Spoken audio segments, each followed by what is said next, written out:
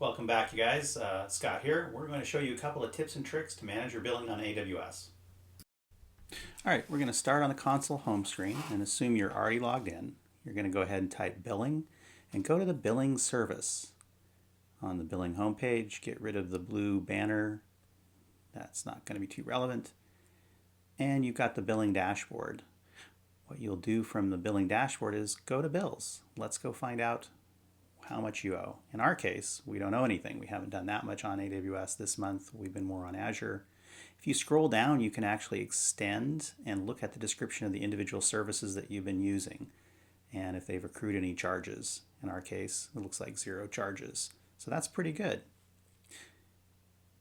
Now, once you've explored sort of what you owe, you can kind of go look at your billing preferences. So let's take a look at billing preferences. There it is. And make sure you've got receive your PDF invoice by mail, receive billing alerts, and you can always save those preferences if you haven't selected them.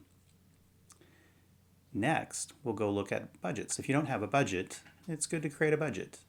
Very easy to do. It's a one-pager. You can use a template, and you can select 0 spend, which is a little bit much. Anytime it spends more than a penny, it will send you an email. We'll choose monthly budget. Give your budget a name. We'll call ours Flight Ops. Give yourself a budget of amount. That 100 is a little steep for us. We'll choose 5. And we'll give ourselves an email alert in terms of an address in which we'll receive that alert. Once you've entered that, that's really it. It's very simple to create a budget and get an alert when you're at risk of going over. So you've checked your bills, you've tagged your preferences, you've set a budget. Now what happens if you have a dispute or a concern? Well, you have the option of going to customer support. And they're pretty good when it comes to billing questions. So you go to Support Center. Let's say you got a charge that you were concerned about. You go ahead and create a case. Now your basic support plan for free does not come with technical support, but it does come with account and billing support. So let's choose a billing issue, and we have a question about our charge, a charge inquiry. And severity, they only give you the general question, so that's the one we'll have to select. And then you go to the next steps. We'll just put in test for now under the subject, and the same with the description. Go ahead and click the next button. You can try and solve it yourself or have them contact you with a resolution. You can get chat, phone, or web. We'll choose web. And at this point, you would submit it.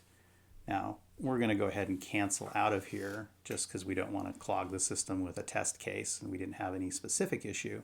So we'll go ahead and go back to the console home, to the billing page, and that's really going to be it. So you've just gotten a quick primer on how to do a billing question. That was it. A quick, simple lesson on how to manage your bills on AWS. Thank you very much, and we'll see you again soon.